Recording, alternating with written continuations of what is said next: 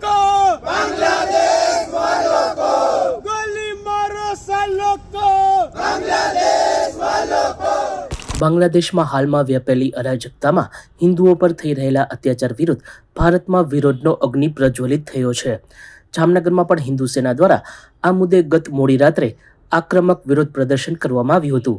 Subhash bridge નજીક નવા ઓવરબ્રિજના છેડે ક્રાંતિકારી નેતાજી સુભાષચંદ્ર બોઝની પ્રતિમા પાસે હિન્દુ સેનાના આગેવાનોએ રસ્તા પર બાંગ્લાદેશનો રાષ્ટ્રધ્વજ અંકિત કરી તેના પરથી પસાર થઈ હિન્દુઓ વિરુદ્ધની બર્બર વિચારધારાને પ્રતિક રૂપે કચડવાનો પ્રયાસ કર્યો હતો. આ તકે આગેવાનોએ સૂત્રોચ્ચાર પણ કર્યા હતા. અડધી રાત્રે થયેલ આ કાર્યક્રમથી આશ્ચર્ય ફેલાયું હતું તથા સમગ્ર કાર્યક્રમ ચર્ચિત બન્યો છે. હું સાગર ચૌહાણ, હિન્દુ સેના ઉપપ્રમુખ.